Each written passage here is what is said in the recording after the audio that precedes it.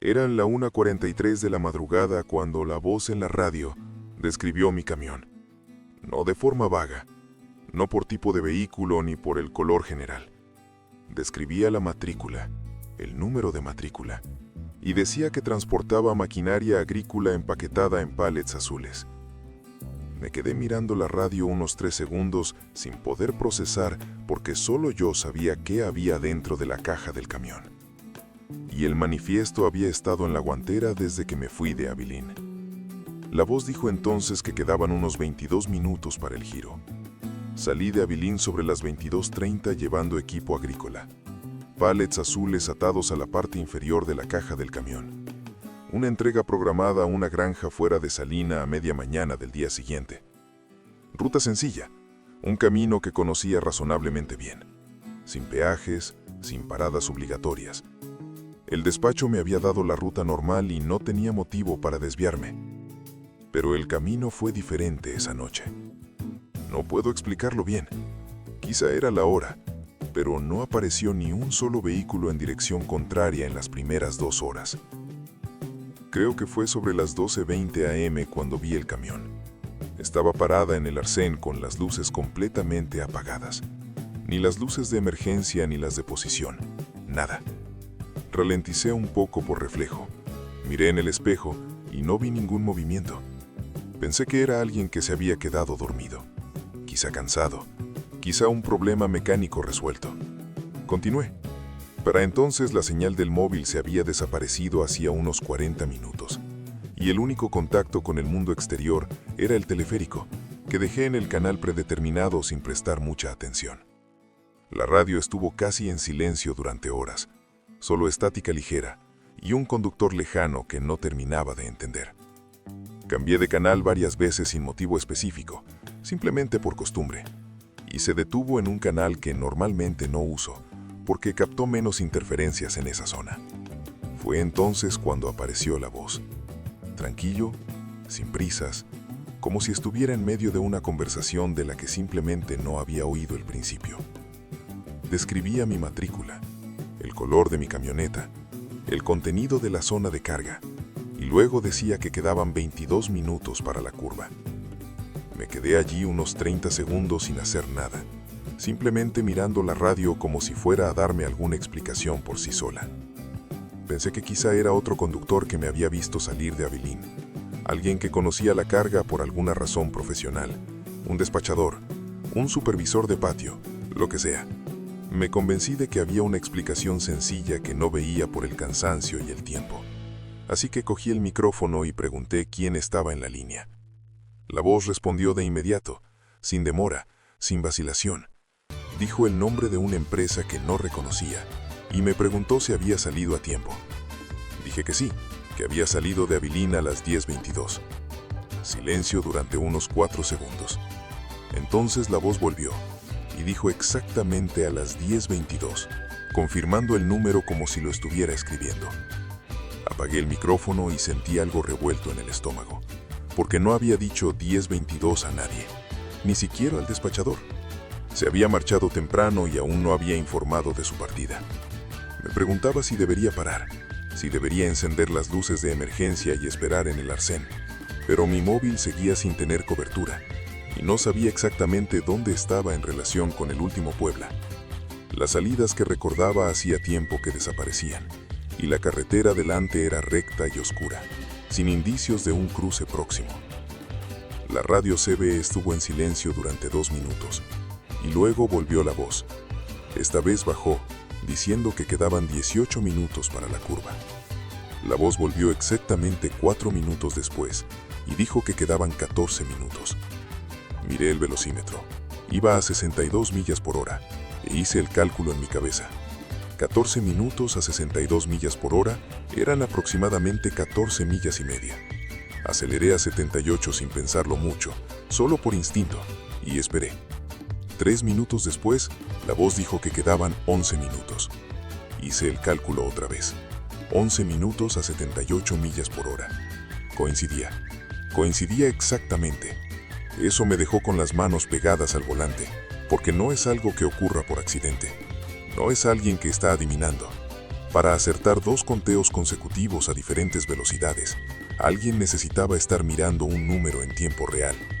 Velocidad, posición, distancia hasta la curva, todos juntos. Pensé en el camión parada en el arcén con las luces apagadas, y algo conectó de una forma que desearía que no lo hubiera hecho. Intenté acelerar más. Llegué a 85, 88, pero la carretera era oscura y negra, y sentía que perdía el control de la situación, mucho más que el volante. El ordenador de a bordo estuvo en silencio casi 5 minutos y casi me convencí de que había terminado, que era una especie de broma, que había interpretado mal los números. Entonces la voz volvió, y esta vez no hubo cuenta atrás. Solo decía que podía reducir la velocidad porque la curva iba a aparecer como iba a aparecer. La frase no sonaba como una amenaza directa. Sonaba peor que eso. Sonaba como una instrucción. Como si la decisión de parar o continuar ya no fuera mía. Entré en la curva a unos 40 millas por hora y los faros aparecieron delante de mí sin previo aviso, altos, justo en mis ojos, y me costó un segundo entender que no era un coche que venía de la dirección contraria, era un camión al otro lado del camino, su caja de carga perpendicular, ocupando completamente ambos carriles. Frené de golpe y me detuve a menos de 6 metros del lateral de su caja de carga. El motor de mi camión sigue rugiendo. Mis manos aún agarraban el volante.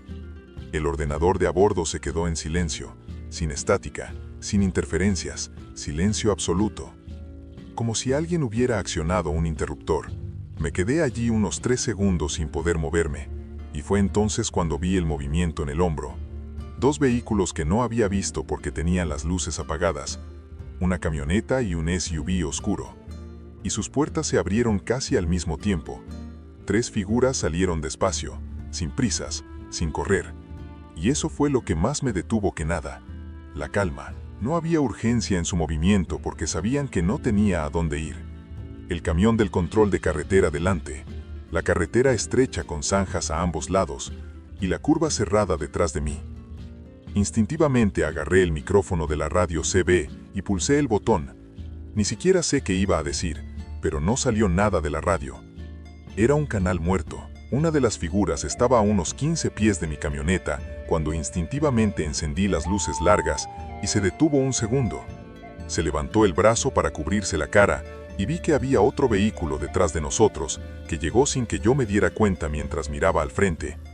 4 vehículos. 4 vehículos y al menos 5 personas, y yo en medio nos detuvimos, con una carga que alguien sabía exactamente lo que era desde Abilene. Recordé el rastreador por accidente. Mi mano fue instintivamente al salpicadero, buscando algo, cualquier cosa, y pulsé el botón que la empresa había instalado 3 meses antes, sin hacer mucho escándalo. Lo pulsé sin saber realmente si funcionaría. El dispositivo tenía su propia señal, separada del teléfono móvil, y una luz roja parpadeó 2 veces confirmando la transmisión. Después de eso, solo hice una cosa. Cerré las puertas con llave, apagó los faros y se quedó quieto en la oscuridad. Las luces de sus vehículos fuera siguieron moviéndose durante un rato. Escuché pasos sobre la grava del arcén. Alguien probó una vez el pomo de la puerta del lado del pasajero y luego paró. Me quedé dentro de la cabaña durante 19 minutos. Lo sé porque no paraba de mirar el reloj en el salpicadero. Necesitaba algo concreto en lo que centrarme mientras esperaba. Las luces de sus vehículos desaparecieron poco a poco. No todos a la vez. Primero la pick-up, luego el SUV y el camión del control de carretera tomaron lentamente la curva sin encender los faros hasta que desaparecieron por la carretera. Cuando apareció el coche de policía estatal, yo todavía tenía las manos en el volante. El agente llamó a la ventana y me costó un segundo desbloquearlo. La policía permaneció en el lugar casi 2 horas, pero no encontró más que huellas de neumáticos en el arcén de la carretera. Cuando inspeccionaron la caja del camión, el sello estaba roto y se habían retirado 4 pallets. No sé exactamente cuándo ocurrió esto, quizá durante esos 19 minutos, quizá antes, quizá alguien tenía acceso a la caja del camión antes de que me fuera de Abilene y yo nunca lo supe. La empresa presentó una reclamación, la compañía de seguros pagó parcialmente y el informe de policía permaneció abierto sin cargos. No se identificó a nadie. Pedí que me retiraran de la ruta 2 meses después, sin dar una explicación detallada a nadie. Solo decía que quería cambiar de región y que era hora de cambio. La empresa no lo cuestionó mucho. Hicieron el traslado en menos de una semana y acabé con un operador más pequeño en el noroeste. Rutas completamente diferentes, no caminos rurales al amanecer, no largos tramos sin señal. Desactivé la radio CB en el camión nuevo en la primera semana de operación. No fue una decisión dramática, simplemente dejé el dispositivo desconectado y nunca sentí la necesidad de volver a conectar. Algunos compañeros preguntaron por el informe de policía CB y dije que prefería trabajar en silencio, que era más productivo, que era un hábito nuevo. Nadie insistió. El informe de policía permaneció abierto por meses y la compañía de seguros cerró la reclamación con un pago parcial sin identificar a nadie. La empresa cambió algunos protocolos de despacho tras el incidente. Nada dramático, solo ajustes rutinarios, y firmé los nuevos formularios sin mencionar la verdadera razón, porque la verdadera razón no iba a cambiar nada sobre papel. Lo que todavía no consigo entender, y dejé de intentarlo hace mucho tiempo, es el tiempo. Salí de Abilén a las 10:22 de esa noche, sin informar al despachador, porque iba a adelantarme y arreglar las cosas en la primera parada. No había nadie en el jardín cuando cerré el camión. No hablé con nadie entre salir y ponerme en marcha, y no le había escrito a nadie. La voz en la radio sabía la hora exacta. Me llamo Harlan Dukes, y este detalle específico aún no tiene respuesta. Si esa primera historia te dejó mirando por encima del hombro, pulsa el botón de me gusta. Ayuda al canal a seguir moviéndose en la oscuridad. Y para quienes os miráis desde una cabina o una sala tranquila, ¿alguna vez habéis visto algo ahí fuera que no podáis explicar? Comparte tu historia en los comentarios. Firmé el manifiesto sin leerlo porque el tipo me ofreció el bolígrafo antes de que terminara de salir del reservado. No era presión, no era una amenaza, era solo cuestión de tiempo. Ya tenía el papel en la mano y el bolígrafo se extendió cuando mis pies tocaron el suelo, y lo firmé por reflejo, como siempre hago. 20 minutos después, había 3 agentes federales dentro del muelle con chalecos y portapapeles, y el supervisor me llamó por mi nombre antes de que entendiera lo que estaba pasando. El manifiesto que firmé tenía 48 casillas. Había entregado 31. Esa había sido mi segunda ruta ese día. Salí temprano por la mañana, hice una entrega en Columbia, volví al patio, recogí la segunda carga y fui directamente a Charleston sin parar a dormir, porque el plazo era justo y necesitaba el bono de puntualidad que necesitaba ese mes. Cuando llegué al muelle, eran las 23:40 y llevaba horas funcionando en piloto automático. Ese estado en el que haces todo bien mecánicamente, pero no prestas mucha atención a nada. Aparqué, miré el retrovisor, apagué el motor. El muelle se sintió extraño desde el principio, no de forma obvia, sino extraña. Para esa hora del día, esperaba al menos 2 o 3 empleados, quizá un supervisor de turno, quizá una carretilla elevadora moviéndose por algún sitio. Reinaba el silencio. Las luces del almacén estaban encendidas, pero no había movimiento visible dentro, y la única señal de vida era ese trabajador que apareció por un lateral del almacén mientras yo aún salía de la cabina, caminando en la dirección correcta, al ritmo correcto, como si supiera exactamente cuándo iba a llegar. No se presentó, no pidió el número del manifiesto, no pidió ningún documento antes de empezar. Solo dijo que podía abrir el maletero y que llamaría al equipo.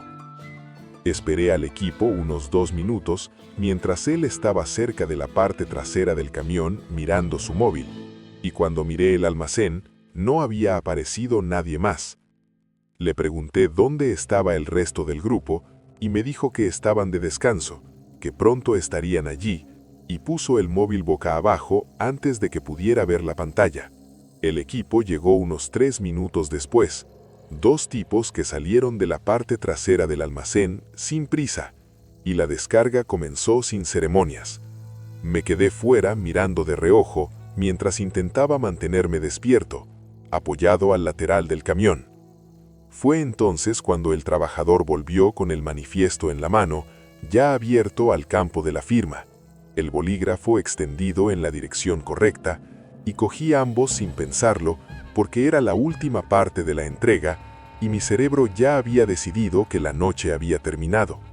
Firmé donde señalaba y le devolví el bolígrafo. Cogió el papel, lo dobló por la mitad y lo estaba guardando en su portapapeles cuando vi, durante menos de 2 segundos, que había más texto debajo del pliegue. No lo leí, no pude leerlo en ese momento, pero vi que había algo más ahí abajo, otro bloque de texto, quizá otro campo, otro. Pregunté cuál era la parte inferior del manifiesto y me dijo que era solo protocolo interno del cliente, que no necesitaba firma, y se puso la carpeta bajo el abrazo antes de que pudiera terminar de formular mi siguiente pregunta. Debería haber insistido. No insistí. Cogí mi copia doblada, la metí en la guantera sin abrirla y fui al baño del almacén porque necesitaba lavarme la cara antes de volver a la carretera. Cuando volví al camión, el trabajador ya no era visible y las luces del muelle trasero estaban apagadas. Solo seguían encendidas las luces principales del almacén. Me subí a la cabina, recliné el asiento unos 20 minutos pensando en descansar antes de salir, y fue entonces cuando los faros de 3 vehículos iluminaron la entrada del muelle al mismo tiempo. Los 3 vehículos se detuvieron en la entrada del muelle y los agentes salieron con chalecos y portapapeles, sin correr ni gritar, con ese movimiento burocrático que da más miedo que cualquier urgencia real. Uno de ellos vino directamente hacia mí, mientras los otros 2 entraron al almacén y me pidieron mi ID y el manifiesto de entrega. Cogí el ID de la guantera y cuando cogí el manifiesto doblado junto a él, sentí que algo se apretaba en mi pecho sin saber aún exactamente por qué. Abrí el papel justo delante del agente y vi el número. 48 cajas. Había salido del patio con 31. Lo sabía. Lo comprobé antes de cerrar el camión en Columbia porque era mi protocolo. Siempre lo ha sido. Miré el campo de firma en la parte superior, donde había firmado, y estaba correcto. Mi letra, mi nombre. Luego miré bajo el pliegue que no había abierto antes, y había un segundo campo lleno de 48 cajas, entregadas y revisadas por el repartidor. Y debajo de ese campo estaba mi firma otra vez, la misma letra, el mismo nombre. No recordaba haber firmado allí. El agente tomó cuidadosamente el manifiesto de mi mano y llamó a su compañero por radio, sin apartar la vista de mí. Intenté explicar que solo había firmado en el campo superior, que no había visto el segundo campo, que el papel estaba doblado. Pero mientras hablaba, sabía cómo sonaba y sabía que el agente también lo sabía. El supervisor del muelle apareció desde el lateral del almacén en ese momento, con el uniforme completo y la tabla en mano, como si hubiera estado esperando la señal, y dijo a los agentes que el conductor había revisado personalmente la carga antes de firmar. Pete Gallagher. Usó mi nombre completo. Uno de los agentes se acercó a mí, mientras los otros 2 ya estaban dentro del almacén con linternas, y me pidió que describiera el proceso de entrega desde la llegada. Relaté todo en orden: el muelle vacío, el trabajador que apareció solo, la descarga, la firma. El agente escuchó sin interrumpir, anotando algo en su tablet, y cuando terminé, giró la pantalla hacia mí y me mostró el manifiesto fotografiado. 48 cajas, mi firma abajo, clara en el campo principal, y una segunda firma en el campo plegado que no había visto, diferente a la mía que nunca había visto en mi vida. El agente me preguntó si había revisado la carga antes de firmar, y dije que no, que estaba cansado, que el proceso parecía normal. También lo notó. Luego me preguntó si sabía dónde estaba el trabajador que había recibido la entrega, y miré el almacén por reflejo, pero no vi a nadie salvo a los otros 2 agentes y a los 2 del equipo de descarga, apoyados contra la pared trasera. El trabajador que me había dado la pluma no estaba por ninguna parte. Le pregunté a la gente cuándo habían llegado al muelle, y me dijo que habían recibido una pista anónima 40 minutos antes de mi llegada. Eso me dejó alucinado por un momento, porque 40 minutos antes de mi llegada seguía en la carretera sin contacto con nadie en el muelle, sin haber confirmado mi hora de llegada a nadie más que a la gente de aduanas. Alguien sabía que iba a llegar a esa hora concreta y avisó a la aduana antes incluso de aparcar.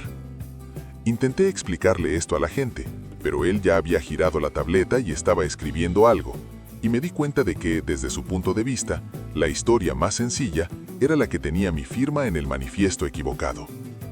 El supervisor apareció sobre las 12:30, saliendo de la oficina al fondo del almacén con cara de que acababa de despertarse, con la corbata torcida, la placa girada, y fue directamente a uno de los agentes diciendo que la empresa no tenía nada que ver y que quería ver la orden.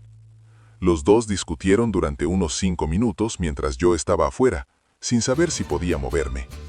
Luego el supervisor volvió a la oficina y volvió con una tableta que mostraba el sistema interno de cámaras, claramente intentando demostrar que la operación del muelle había sido normal esa noche. El agente se quedó mirando la pantalla durante unos 15 segundos sin decir nada. Llamó a su compañero. Ambos la miraron juntos, y uno pidió al supervisor que rebobinara la grabación otra hora. La imagen mostraba el muelle vacío, las luces encendidas, y al trabajador entrando solo por la entrada lateral llevando una carpeta, 1 hora 20 minutos antes de que aparcara. Fue directo a las cajas, reorganizó la pila, separó 17 unidades y las trasladó a un pasillo lateral fuera del ángulo principal de la cámara. Luego volvió, miró su móvil un rato y luego salió por la misma entrada lateral. El manifiesto con los números equivocados ya estaba en la carpeta cuando entró. El supervisor miró su propia pantalla, incapaz de decir nada por un momento, y luego empezó a decir que no conocía a ese empleado, que no había autorizado ese acceso y que tendría que revisar los registros de entrada. Uno de los agentes ya estaba fotografiando la pantalla de la tablet cuando el otro se dirigió al pasillo lateral donde se habían movido las cajas. Yo me quedé de pie en el mismo sitio afuera, con mi copia del manifiesto incorrecto aún doblada en la guantera del camión y mi firma en el campo que no había leído. Me dieron de alta alrededor de las 2 de la mañana, después de que firmara una declaración de testigo y respondiera las mismas preguntas unas 4 veces a diferentes agentes.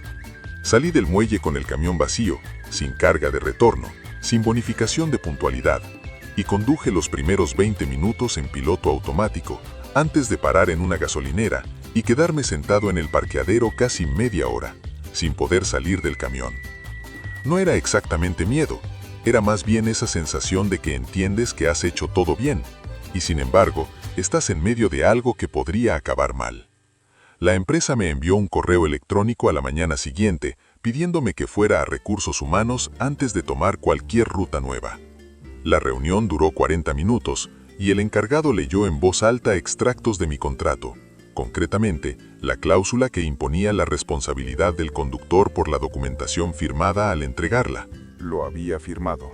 Estaba en papel. El hecho de que la cámara mostrara el plan funcionando antes de que yo llegara no eliminó la firma, solo complicaba la narrativa, y la empresa necesitaba una narrativa clara para la demanda que el cliente iba a presentar. Me fui de allí con una suspensión preventiva de 15 días sin sueldo mientras el caso se gestionaba internamente. El trabajador nunca fue identificado por su nombre real.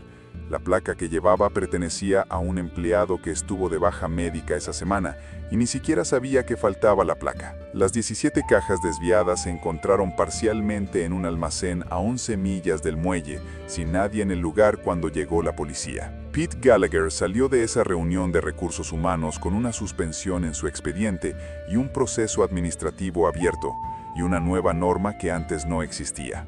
Fotografía todo el manifiesto por delante y reverso antes de firmar cualquier campo, en cualquier muelle, en cualquier momento. Fui liberado por los agentes federales alrededor de las 2 de la madrugada tras firmar la declaración del testigo y entregar mi copia del manifiesto. Uno de ellos me dijo que no era objetivo de la investigación, que las imágenes habían dejado clara la situación y que me contactarían si necesitaban algo más. Conduje de vuelta al patio en piloto automático, aparqué el camión, me fui a casa y dormí 4 horas. A la mañana siguiente, el abogado del cliente ya había enviado una notificación a la empresa de transporte usando el manifiesto firmado como documento central, mi firma, número incorrecto de cajas, sin reservas. El caso civil tardó casi 5 meses en cerrarse después de que la investigación federal identificara al trabajador y confirmara el esquema de malversación. Durante ese tiempo trabajé con una notificación civil abierta a mi nombre que bloqueaba una promoción de ruta que había estado esperando durante mucho tiempo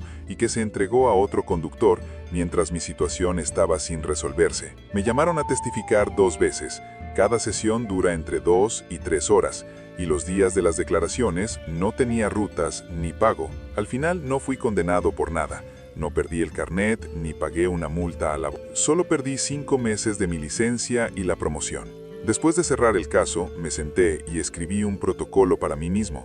3 objetos en una hoja de papel que se quedó pegada a la guantera durante meses. Fotografía el maletero sellado antes de abrirlo. Fotografía el manifiesto completo antes de firmarlo, al frente y reverso, con la fecha y hora visibles en la imagen. Nunca uses un corral de muelle. Son cosas sencillas que cualquiera diría que son obvias, pero nadie me lo dijo antes de aquella noche en Charleston, y lo aprendí por las malas. Me llamo Pete Gallagher, y hoy en día, cada vez que alguien se acerca a mí con un papel ya abierto en la sección de firmas y un bolígrafo extendido, dejo de pedirle el documento, lo leo de principio a fin, y solo entonces pregunto si tienen un bolígrafo para prestarme. Tarda unos 2 minutos más. Desde entonces, nunca he tenido ningún problema. Pero cada vez que hago esto, pienso en ese trabajador que sale por la entrada lateral 1 hora antes que yo, con el manifiesto equivocado ya en su portapapeles, esperando a que esté lo suficientemente cansado como para no leer nada. La placa estaba girada, no torcido, no mal sujeto, pero completamente girado hacia adentro con la parte trasera lisa mostrando dónde debería estar la matrícula. Me di cuenta de esto cuando ya estaba junto a mi ventana pidiéndome que me bajara, y me quedé mirando un segundo intentando decidir si era descuido o si había malinterpretado el enfoque. «Sal de aquí», me pidió que abriera el maletero sin dar ninguna justificación legal. Solo dijo que era una inspección rutinaria y esperó como si la respuesta fuera obvia. Fui a la parte trasera, abrí el sello y levanté la puerta. Fue entonces cuando el coche de policía real entró en el patio con las luces parpadeando. Conducía una larga ruta desde el noreste de Kansas hacia el sur, llevando equipo industrial programado para la entrega a la mañana siguiente en Oklahoma City. La escala a la que entré está en una salida que había usado 4 o 5 veces. Conozco bien el tramo y normalmente paro allí para revisar los neumáticos antes de continuar. Cuando reduje la velocidad para entrar, la señalización exterior estaba normal, nada que indique cierre, ni luces apagadas, ni ningún cono bloqueando la entrada. Descubrí que la escala estaba marcada como cerrada en el sistema interno del estado cuando la policía me mostró el registro más tarde. Y para entonces ya era demasiado tarde. El jardín estaba vacío cuando aparqué. No había otros camiones, ningún vehículo oficial visible, ningún movimiento en el cheblero de inspección. Para esa hora del día era extraño, pero no imposible. A veces te atrapas un hueco entre camiones sin darte cuenta. Esperé a que alguien se fuera como procedimiento habitual, pero nadie lo hizo. Y unos 2 minutos después, el agente apareció por un lateral del cobertizo, no por la entrada principal, sino por el lateral, caminando hacia mi camioneta con paso firme, como si supiera exactamente dónde había aparcado. Llevaba un uniforme que parecía correcto desde lejos, el color correcto, el chaleco adecuado. Pero cuando se acercó, había algo en el conjunto que no me quedaba, y no pude identificar qué era en ese momento. Solo más tarde entendí que era la ausencia de una radio en su cinturón.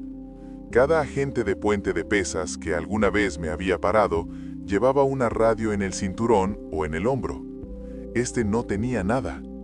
Él vino a la ventana, llamó 2 veces y yo bajé la ventanilla sin cuestionarlo porque eso es lo que siempre hago cuando aparece alguien con uniforme. Le pregunté por la placa cuando me pidió que bajara del camión. No de forma agresiva, solo mencioné que estaba al revés. Se miró al pecho con una expresión como si acabara de recordar algo sin importancia.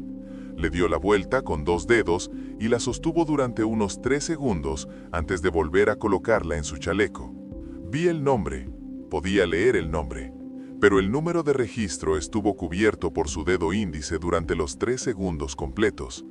Y cuando soltó, la placa volvió a estar un poco torcida. No completamente girado, pero lo suficientemente torcido como para que el número siguiera ilegible. Me bajé del camión, Caminó a mi lado hacia la parte trasera sin decir nada más, sin pedir documentos, sin una tableta en la mano. Le pregunté qué quería inspeccionar y me dijo que era una comprobación de peso y aseguramiento de carga. Procedimiento estándar. La explicación sonaba correcta porque es el tipo de cosas que revisan, pero el procedimiento normal implica revisar la documentación antes de abrir el compartimento de carga, y él no había pedido nada de eso. Abrí el sello y levanté la puerta, porque esa era la lógica del momento. Uniforme, escala, orden de inspección, y mi cerebro entró en piloto automático antes de terminar de procesar qué estaba mal. El maletero se abrió y él se metió atrás sin esperar mis instrucciones, que tampoco es un procedimiento normal. Normalmente, el conductor entra primero. Me quedé en el suelo mirando dentro mientras él se dirigía hacia los sujetos de atado en la parte trasera. Y fue en ese momento cuando vi de reojo los faros de la entrada del jardín. Un coche de policía, luces parpadeando, luces bicolor entrando lentamente, como si revisaran la zona antes de acelerar. El agente dentro de mi maletero aún no lo había visto. El agente falso vio las luces antes que yo. Ahora estoy seguro de ello, porque dejó de moverse dentro del maletero por unos 2 segundos antes de que terminara de procesar lo que entraba en el jardín. Cuando giré la cabeza para confirmar que era un coche de policía, él ya estaba saliendo por la parte trasera.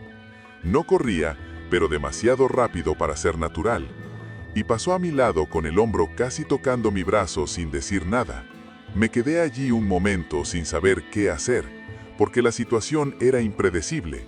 Había un tipo uniformado saliendo de mi maletero hacia un lateral del almacén y un coche de policía con luces intermitentes entrando por la entrada principal al mismo tiempo.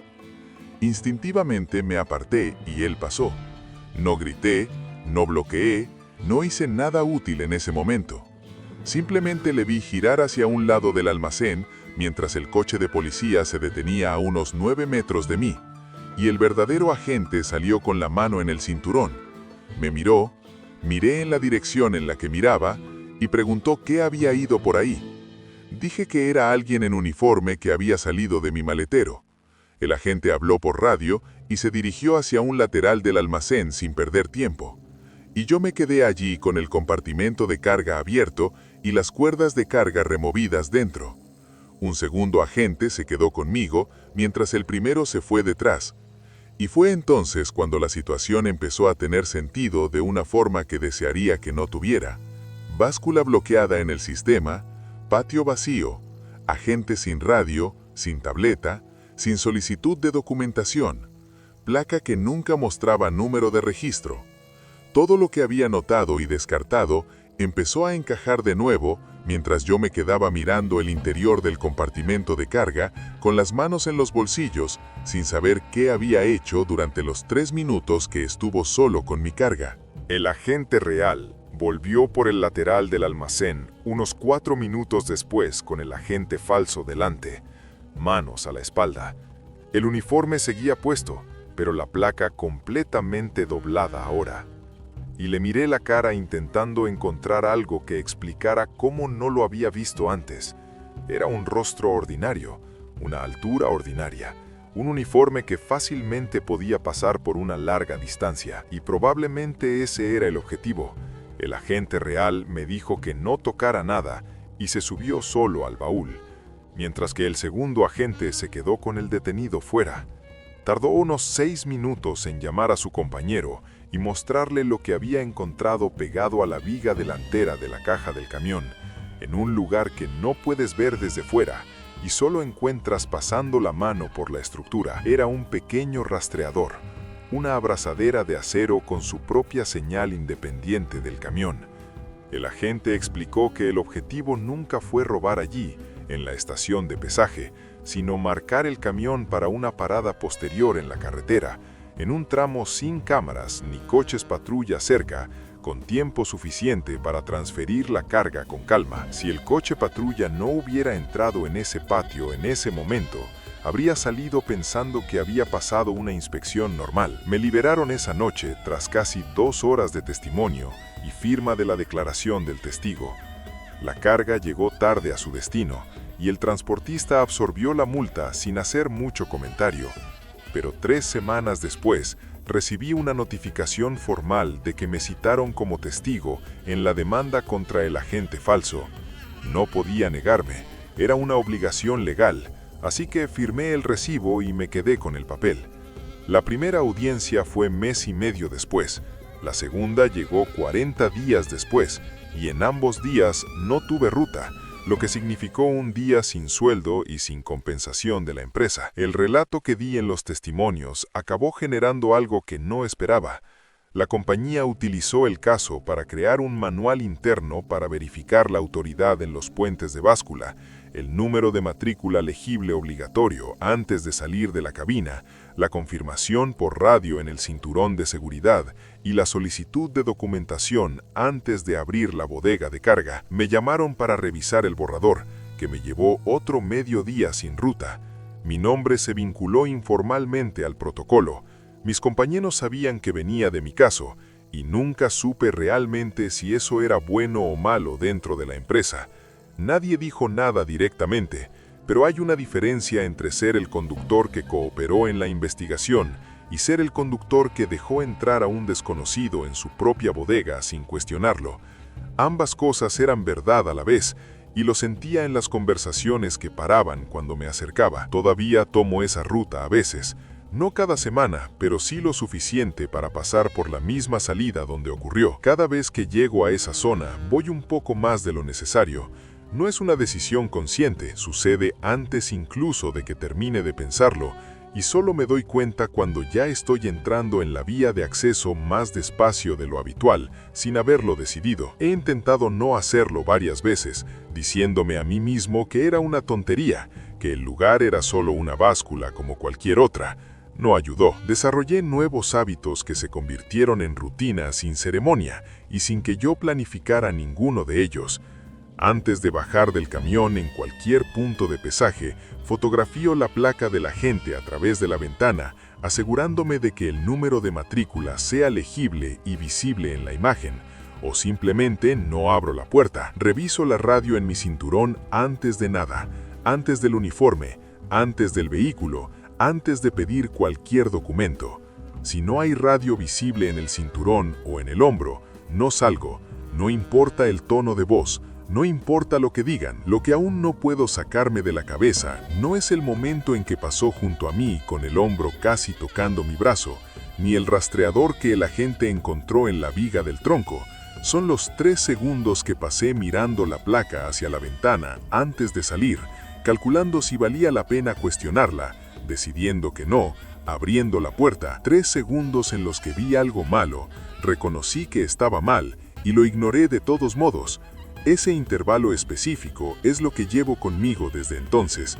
Cada vez que aparece una estación de pesaje en la carretera, el camino nunca termina del todo, y tampoco lo hacen las cosas que se esconden justo fuera de vista. Para asegurarte de nunca más perderte un viaje a las sombras, suscríbete y activa las notificaciones.